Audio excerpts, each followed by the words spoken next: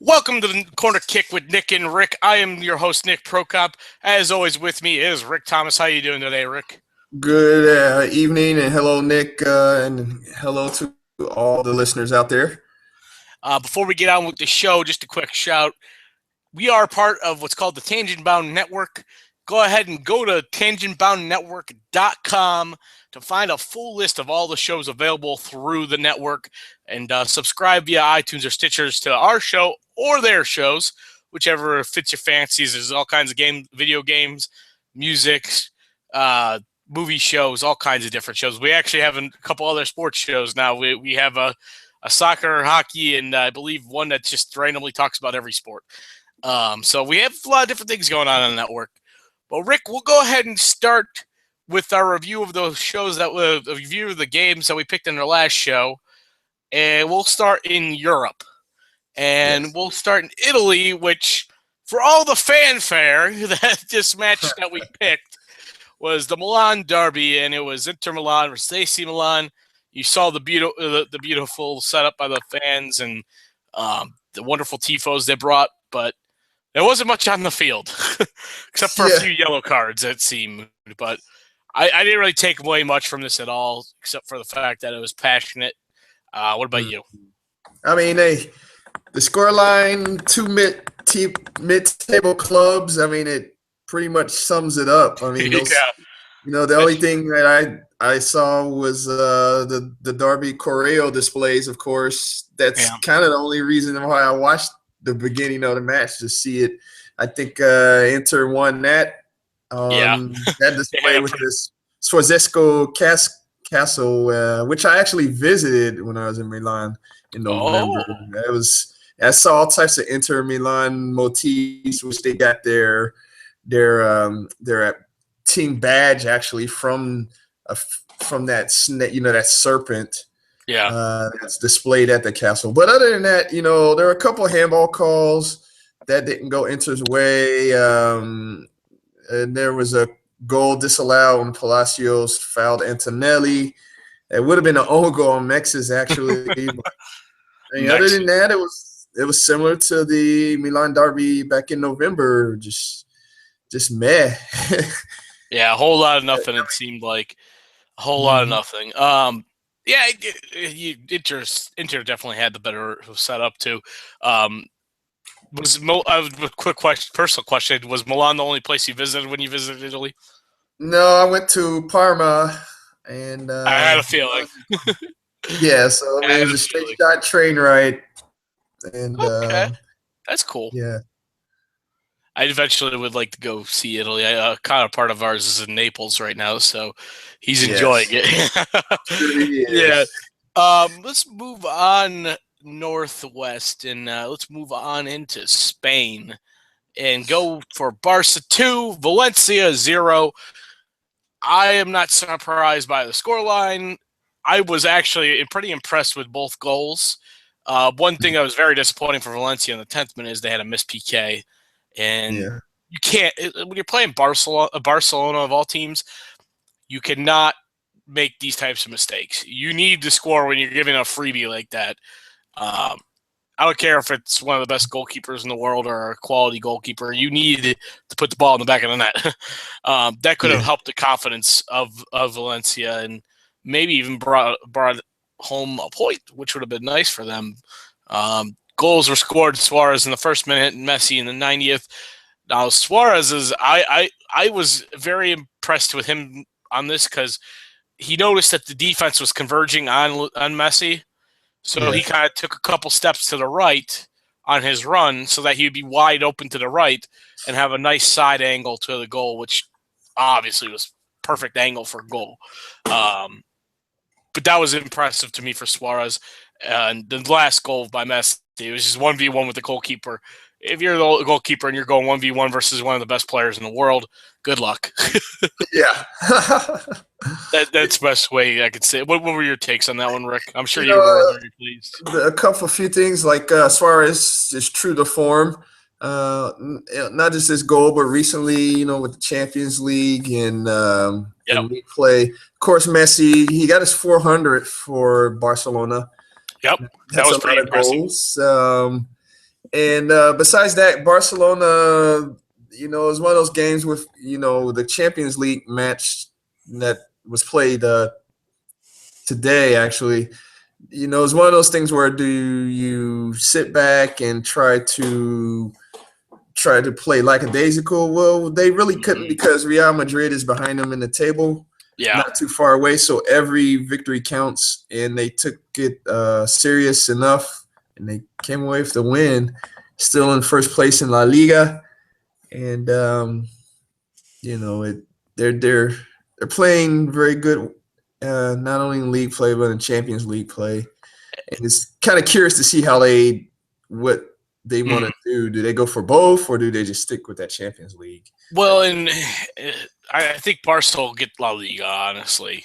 Yeah. Just looking at it, because like you said, they're at the top of the table. Madrid's not too far behind them, but taking points away from a team like Valencia is what makes the better teams better, because it's like Valencia is a really top-tier team in La Liga, and you just took 3 points from them. So that's going to help them in these last few matches, because if they go in against a smaller team, they're obviously going to win. I would say. I wouldn't say obviously. I should rescind that obviously, but more than likely they will win. Right. So getting 3 points against Valencia is definitely good for them. It's tough to say what will happen if they will try to go for both or just stick with trying to take La Liga. I think honestly, La Liga is probably first priority. Just because with the ban and everything else for them this coming summer, I feel like they want to get something good going for them, and if they win La Liga, that will be a good step to get kind of back to where they were a few years ago. Right. For Valencia, that does kind of hurt a little bit. Yeah. I know that they were trying to kind of get a little bit higher in the table. I believe I'm trying to find it really quick. They were trying to distance themselves. They were trying to lock in on that Champions League spot, that qualifying Champions League spot. Yeah, they're still in it, but it's very small margin. Yeah, because Sevilla and Villarreal or Sevilla at least is right there. Yeah, Sevilla is right there, and that Villarreal is probably out of it. Honestly, they're 52 points, but Sevilla is right there with them, and they're not a slouch team either. So Valencia not bringing home a point in this really hurts them in the long run, and it's pretty much back to being a 2-horse race in this league because Real is so far ahead of Atletico that it's either Barca or Real, honestly, at the end of the year. Yeah. I have a feeling it will be Barca, though. Like I said, I think they want to guarantee some sort of trophy going into not being able to sign any marquee players this summer. So at least they'll have something nice to talk about, Yes. But moving on, we will go into the rest of Europe first, and we will go to England for the FA Cup, which was absolutely fantastic from Wembley. I enjoyed both of these matches thoroughly. We'll start with Saturday's match, Reading versus Arsenal. How can Federici miss that? It's like a tapper, and he just hands it right into the goal. I could not believe this happening at all, and I felt really bad for Reading. Honestly, I felt like they played very well against a way better opponent. Gareth McCleary, winger I know from watching some Nottingham Forest matches, got the goal for Reading and evened it up after an early goal from Alexis. So at that point, I was thinking, okay, Reading can just kind of grind it out. If they can either get the PKs or something like that, they'll move on to the final. This will be an awesome final because I love the underdog story. Yeah. But Alexis just got that little one by Federici and so disappointed. How about you? In terms of those were Reading hung tough. All things considered, where they're at in the championship right now, they're just barely above spots where relegation is. And their form in the championship has been not quality.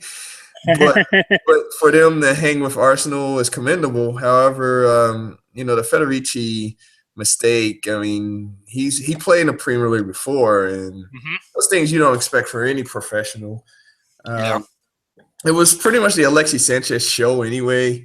That first goal, that first goal was just screamed, "Okay, we're a Premier League team and you're a Championship team." I mean, that's what I took from that. And other than that, I mean, Ramsey should have finished his chance, but it hit the post. It was just, again, a tale of two clubs. One is just a quality BPL club, and the other one a championship club that's struggling. So true. But the magic of the FA Cup, anything almost happened in that one. So, but Arsenal's going to the final, which is good for Arsene Wenger, so he could possibly win a cup. Yes, I was just going to say Wenger really needs to win a cup because honestly, I think he's on his last legs in the sense that he needs to win this. Or you have a guy like Jurgen Klopp we talked about last week wide open to take a job, which Mesut Ozil would probably like that. Yeah. But yeah, it's one of those things that if Wenger wins the cup, he'll probably be back around for another year or two. At least. Which I know it's such a polarizing discussion at this time of year for Arsenal fans due to the fact that they're likely not winning the league, and Arsenal has not done as much in the last decade or so since the good times, and you have a completely split group. It's either you really, really want them out, or you really, really like them, and you know that there's not much else out there that could be a top tier manager that could manage a team like Arsenal. Right. But hey, that's what I kind of mentioned. Klopp's out there. Could be a Premier League spot.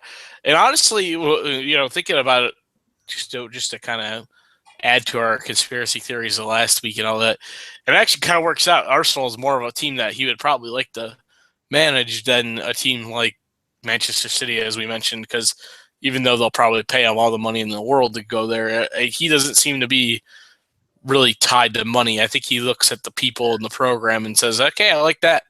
Yeah. So we'll see what happens with that. But yeah, Arsenal in the final, and they will play Aston Villa. 2-1 win over Liverpool.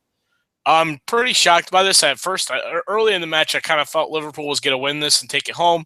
Then the Coutinho goal happened, which I was not shocked by because I really like how Coutinho plays. He's a really good winger / attacking midfielder kind of player, and it was a pretty nice goal from him. But soon after, with the Benteke equalizer and then Delph in the 54th taking the lead, the guys that needed to step up for Aston Villa. Why do I want to keep saying Aston Villa? The guys that needed to step up for Aston Villa were the guys that did. And that's what was needed for this type of matches. Benteke and Delph and guys like that are the key players to this team, stepping in, doing well, scoring goals, and pushing the team forward. Yeah, the match winner from Delph, I looked at Liverpool, and I'm no body language expert per se, but they were not committed enough on defending that build up to that goal. I mean, they gave Aston Villa loads of space to play the ball up, and Fabian Delph was pretty much on his own in the box. But you have that many defenders in the box, and you let one person do that. I was reading that the mentality of that Liverpool club, and not just for this match, but most of the season had been at question. A lot of big matches under Brendan Rodgers has been less than stellar from Liverpool, and they seem to not have a mentality where they're in it, or they're just not committed. And at towards the end of the game, he tried to, post-match interview, he put lipstick on a pig, if you will, by saying that Gerrard played excellent. Well, the Gerrard that we know that played for Liverpool would have, delivered at least. And that that's just a downward sign of what could be coming as the season ends, because where Liverpool is now, they got Spurs and Southampton creeping behind them for that last Europa League spot. And I'm not sure if that's going to happen for Liverpool, just the way that their team is going right now. Yeah. I could see Rodgers gone from Liverpool. It would be interesting to see if Klopp took that. But yeah, that's another one that Klopp could go to. Yeah, that's intriguing too. And I think, especially with Liverpool, it would be one of those things where everything would need to go right, in the sense that if you're gonna pass along on Rodgers, you need to have a guy like Klopp already ready to come in. I like I said, I was impressed early, but then once the wheels came off, it just came off, and that's been kind of the MO for Liverpool this whole year. And it's disappointing because they had such a good run last year. And yeah, we talk about the fact that Luis Suarez was a big factor in last year, but to come from 2 to 5 after one player and then bringing in a lot of decently talented players is just insane. Honestly, my only thought about it all is that it feels like the tactics are forced. Mm-hmm. And he's not really finding what he has with his players that he has. And that's disappointing because there's plenty of talent on Liverpool and they should be a good team.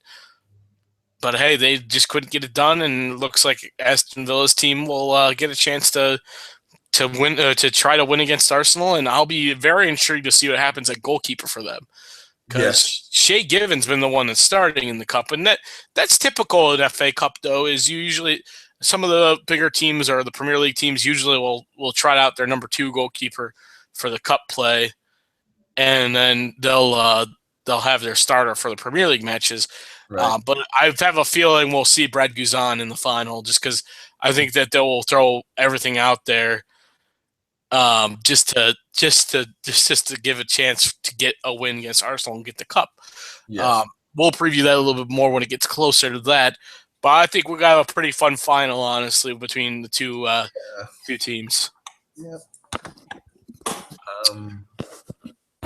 Any final thoughts on FA Cup? Yeah, I think with Aston Villa, that any kind of momentum they can use from possibly winning the cup going into their league match would do them some good. And again, Arsenal just winning some kind of cup would be a success, I guess you will, at least to get the quote unquote haters, if you will, off of Wenger's back. Yeah. And just anytime you add a trophy to your case, a meaningful trophy, then you're good. Yeah, a lot of people say that the FA Cup's lost the magic, and this is the reason why the magic is still there for the FA Cup, because you have teams like Reading and Aston Villa still pushing at the end and playing in Wembley, and that's once-in-a-lifetime scenarios for a lot of these guys on these teams, because they're used to being in the middle of the table for the Premier League or middle of the table for the Championship, so they're not used to having the spotlight on them like it is for this. So yeah, a nice trophy would be good for both teams, really, if you think about it, because Tactics Timmy is probably looking at this like, hey, I need to secure this job for Aston Villa for a long period of time, even if the owner decides to leave. Right. Moving on to Premier League action in England there. Saturday had a matchup between 2 of the top 3 in Manchester United versus Chelsea, and this was big, actually, for the other Manchester team, because even though they've been in bad form, with United losing, the points on the table, they got a lot closer than they were. It's funny because I talk to United fans about this matchup, and they'll say, well, we had possession, we had all this, and Falcao missed all the chances he had. But I give a lot of credit for Chelsea and what Mourinho was doing with the defense. We always say, he's parking the bus, right? But it's just something what he does with his teams, and they all know how to bunker down as a team. Yes. If you notice, it's not just the fact that they're parking the bus; they're trying to get counterattacks even late in the game. It's just that they're fruitless because there's nobody coming up with them. But because at certain points it was kind of like, well, they're just going to go for the 1-0 now. But it's one of those things that, in the preview of this match, I did mention that with Ashley Young you want to push him more inside, and you want to push him more outside, unlike other wingers, because most wingers you'd want to push inside because they're not as good with their other footwork. With Ashley Young, he's really good with his right foot and wants to cut inside for the crosses. He didn't really ever get any right foot crosses off because Ivanovic was holding up that outside line, because with the way they had Zuma with Matic in the middle, Zuma was basically like a third center back. Yeah. So he would kind of take that inside spot away from Ashley Young, and Ivanovic be on the outside because Zuma was pretty much marking Fellaini the whole time using his big body, but often Fellaini would try to help get into a shorter space with Young, and it just made too much in the way for any type of action from the wing. But Chelsea deserved it, and Eden Hazard, that was just a perfect Golazo nutmeg through De Gea. I watching over, I couldn't help but clap for him because that was fantastic. You have the goalkeeper one-on-one. The goalkeeper is trying to dive down for it, and you just nutmeg him right through. It's right. Yeah, honestly, and it was funny because I was having a conversation that long before saying that David De Gea was one of the top goalkeepers in the Premier League, maybe the top. And I got, well, are you sure he's the top now? And, well, if you think about it, you had probably a top 5 player in Eden Hazard, outfield player, in the league versus a top 3 goalkeeper. So that's why it was pretty impressive in the sense that it's like Hazard's one of the best. If it was like Ramirez or like Gary Cahill nutmegging De Gea, then we'd have a conversation. But see Eden Hazard do that, is you just see his class and ability. And it's been interesting to me because I think with his speed, he can pretty much play anywhere in the midfield. But hey, that's what they do, and that's how they do it. I give kudos to them. What do you think?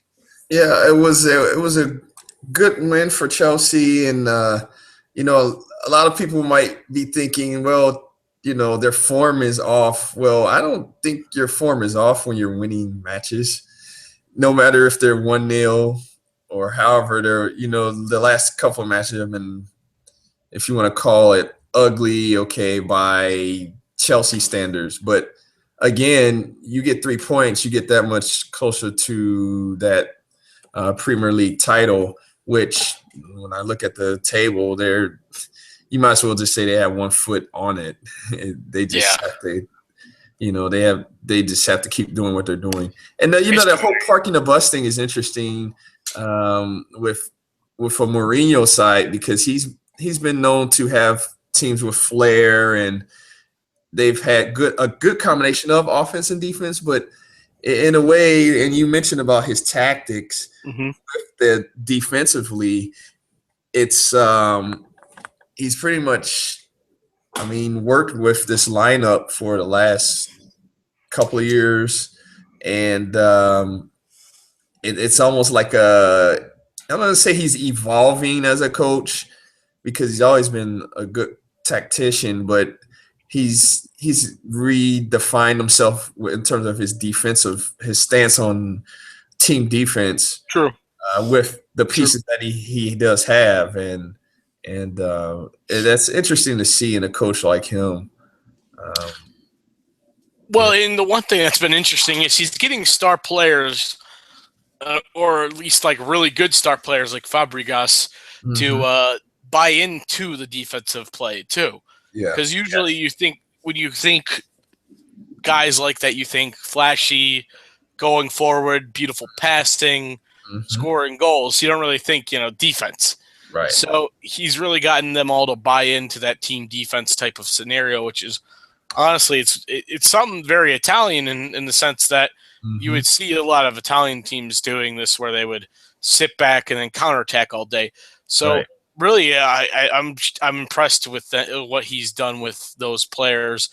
My biggest issue is still his lineups, because he doesn't have depth, and he even had to play John Obi Mikel late on in the match. But it was one of those things that a guy like that probably should be jettisoned. And one of the things that they should probably be doing, instead of loaning out all the youngsters, they should keep like about 5 or 6 of them around to sprinkle in and kind of spell some of these guys that get ran into the ground because they're so tired already, And the beauty of it is, even though this team you could tell was somewhat tired, even though they're tired, they have such a good lead now. It doesn't matter anymore.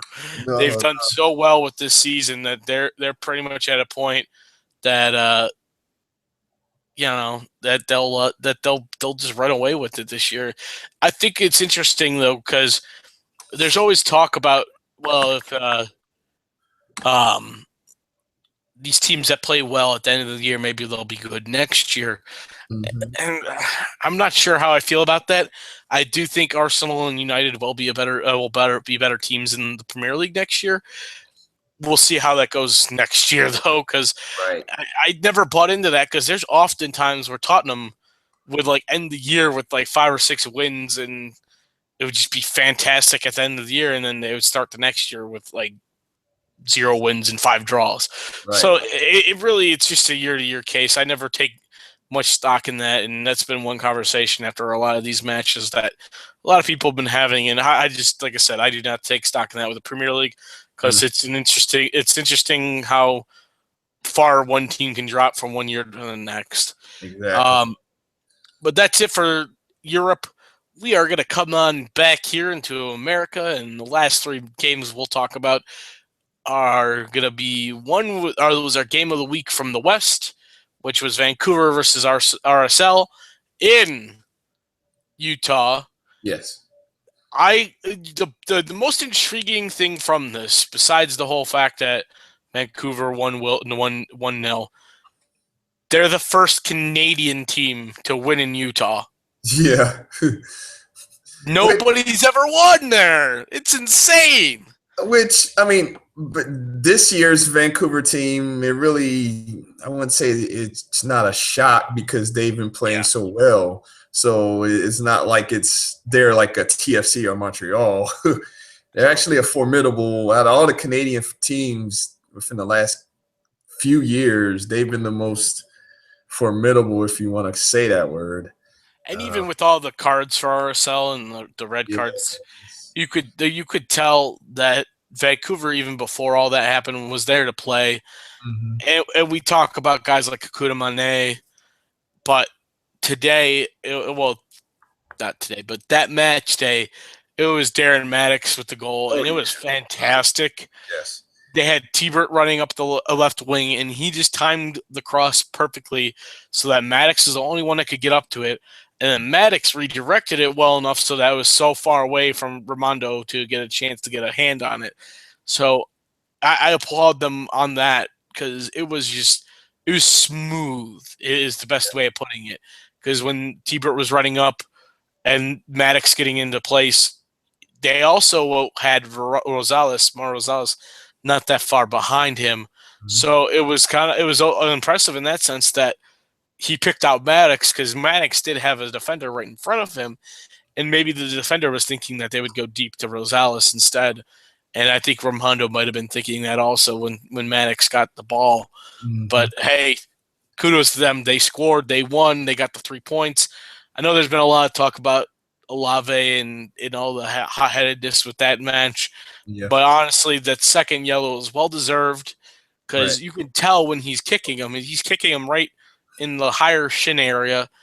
And it's just one of those things. You can't do that in open field. No, but you should know better than that. But, honestly, in that whole match, Maddox was giving Olave a hard time. And that, again, you had mentioned about Vancouver's tactics opening the field. You get so much speed on that lineup. Oh, yes. It's just they're a track meet waiting to happen every match. And part of the reason Olave was carded and got that red card was because of Maddox's explosive speed. And Olave was burnt. Well, and Maddox something or else Maddox was gone. Yeah, Maddox and like you said, half that team is speed. It's like speed on speed on speed. It's almost better than a track meet. It's almost like an Olympic track meet with those guys. Yeah. Really, if you think about it. But yeah, Vancouver is going to be a special team this year. A good team to watch. Mm-hmm. But I'm impressed with them. And actually, the guy I was really impressed with on the other side was Luis Gil, finally getting a start in that 10 role, right where Morales usually gets. He didn't do bad. He really did well. There was plenty of chances set up for RSL to draw this match. Sabarillo, Garcia, and all of them just could not convert. And there was one chance early in the match that I was really disappointed with Alvaro Sabarillo Yeah, because he sorry. just launched it. He launched it. It was like it was longer than a field goal would be. I was just like, what are you doing? You have a good angle on goal. And it was like nowhere near the goal. And it was just like, oh, geez. But even almost Garcia had a couple shots that could have happened. Actually had a good header that went high too. But I think the goals will happen with this team with the 4-3-3. They'll just have to get more comfortable probably. And it didn't probably help that Morales wasn't playing since he's been so strong so far this early season. But I like I said, I was very impressed with Gil in the sense that he was helping and getting shots created. Yeah, and every match that Gil plays, well, as long as he produces, it helps him perhaps for a Gold Cup appearance. Yeah, we'll see, but yeah, we'll see if he gets to that. Just because he might actually be more directed towards the U23s, especially since they'll be doing a lot of Olympic qualifying soon. So that'll probably be something that he's doing. Mm-hmm. Moving on to our other MLS game of the week. On the east side of the table, we have Columbus Crew SC versus Orlando City SC. What a fantastic game, Rick. Where do we start on this one? This one's just fantastic all around. Well, I mean, it was typical Columbus possession. Even before the red card to Rafael Ramos, Columbus was not only having more their way with possession, but had chances that really it could have been easily 3-0 in the first half. Oh, easily. It was crazy. And there were some shots that was just missed over the bar or just off to the side. The first goal was the back heel by Federico Higuain. Mm-hmm. And that's we talk about the chances he creates, but then he just does that, and you just watch it and you just go, wow. Yeah, that's the Higuain that we know he can be. Yes, definitely. Just getting in position. Granted, it wasn't Ramos's night anyway, but I don't know what that clearance was. It was just ridiculously bad. Well, and kudos to Finley being in a position wide out. Yep. And then keeping that pass low to give Higuain a chance to do his magic. Yeah. I mean, anytime anybody scores on a back heel, it's fantastic. What's very interesting on Orlando's side of this all, and especially in the first half in the early first half when they had 11 men. Mm-hmm. You mentioned the whole Ramos and him getting kicked off and all that. Well, even when Ramos and other back Shea and all that would get forward, mm-hmm. they had numbers forward, but they weren't creating any chances. Right. The defense was standing strong, and credit to Waylon Francis, Manuel Bogatetz, Hernan Grana, and Michael Parker, because they just bossed the back line. Really, Clark really didn't have to do too many spectacular saves.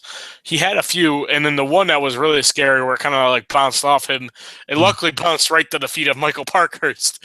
Yeah. But it was he really didn't have to put in too many hard saves because Kaká wasn't getting any chances created. He had good passing. Right. It was just one of those situations that his passes weren't in the attacking third. Mm-hmm. His passes were in the midfield or way in the back. So it was one of those things that he couldn't get anybody sprung forward to get a goal. The second goal, Justin Miram. Yeah. Just another display of great passing and then finding the corner. Fantastic goal by him. Something a lot of people just know that he's going to get when he does get the ball at his feet. And honestly, I hope he can start doing that more as either a striker or a backup striker or something more towards the middle, right? Based on the fact that people forget that the Crew have Cedric Mbwati coming from Real Betis in the summer. And good luck Miram and Steindorsen trying to play on the left when that guy comes in, because it sounds like he's going to be fantastic. So I'm hoping that all the scoring can help him adjust to be more of a striker up top and be the number 9 he's meant to be with his body. I noticed actually one point where on defense when they were defending a free kick, Miram was actually not in the wall, but since he's so tall, he was like, no, get out of the way. Let me get in the middle here and try to stop Shea's free kick because he was trying to use his body and all that, which is nice. The third and final goal, Kai Kamara on a beautiful chip on Ricketts. Yeah. Higuain's goal is on the MLS website for goal of the week, which is kind of nice. And I kind of want to put this one on there too, just because it was so funny seeing Ricketts come out and just get chipped right by him by Kai Kamara, and Kai getting these goals early in the season is just doing nothing but helping his confidence, which is great. Right. Seeing as there's not a lot of depth at striker, so if he wasn't confident in scoring, there would be a lot of issues for the Crew right now. Yes. There could have been a fourth goal later on, but offsides happened. But no, I'm sure fans are very happy with a 3-0 win. And I'm sure Orlando is pretty displeased because they had a strong start. But hey, it's kind of like one of their writers for one of their blogs even said, "Is this our welcome to MLS moment?" And yeah, it is. I would think so. Yeah, it's like it's one of those things that to kind of go on a short tangent real quick. One of my biggest beefs with MLS is that they key on a couple different markets and they just push and push and push those markets as much as they can. Because you see Cascadia, LA, the New York teams, and Orlando right now being pushed down everyone's throat. Right. And there's more than just those teams in the league. And if it's not a new stadium opening or something else spectacular, you really won't happen to see anything major coming from the MLS media on that. And that to me is a disgrace to MLS because there's so many good teams out there, and teams that don't get talked about enough, honestly. And you see teams, even bad teams like Colorado Rapids, that have good players that don't get enough talk out there either. Well, they're kind of a bad team, but I mean, Colorado's a bad team, but I mean, besides that, I mean, if you're not in first place or one of the top 2 teams, you probably won't get much. Or spending a lot of money. or spending a lot of money, or if you're not in the news for some negative way, something crazy, then good luck getting headlines. But in the East, I think it's one of those things where it's so tight. It's tight all over. I mean, it's still early in the season. You're not going to really start separating the wheat from the chaff until after, July, I would guess. Yeah, that's true. Start,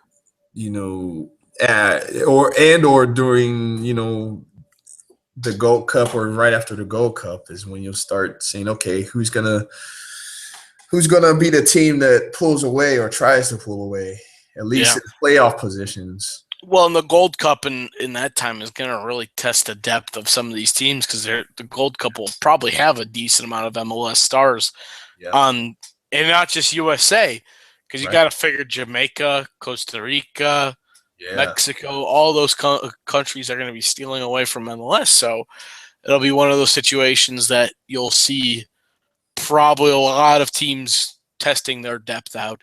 Yeah. While we're talking about lesser-known teams in the East, let's segue right into what's happening tomorrow as the first leg of the CCL final, and you have Montreal Impact going to Estadio Azteca and playing Club America.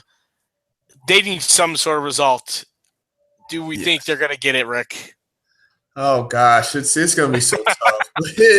I don't even want to predict the score for that because I don't either because it's so scary. Because with Club America in their last matchup, they just annihilated their matchup, the team they were matched up with. I can't remember who it was now, but it was like 5-0 at halftime, and it was like, well, this is over. Club America's in the final. This is the point for them. It's nice to go there first because then you kind of know coming home what exactly you're kind of looking at to get the trophy. I don't think it's going to happen. I don't know if Jack Mack up top is going to help a lot.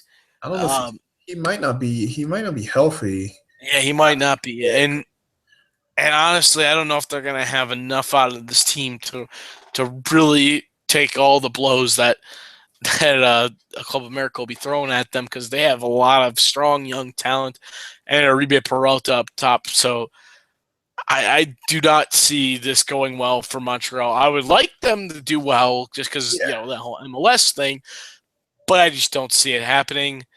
I like you said, I can't do anything the score line wise, but what do you want to see at least out of Montreal for this matchup?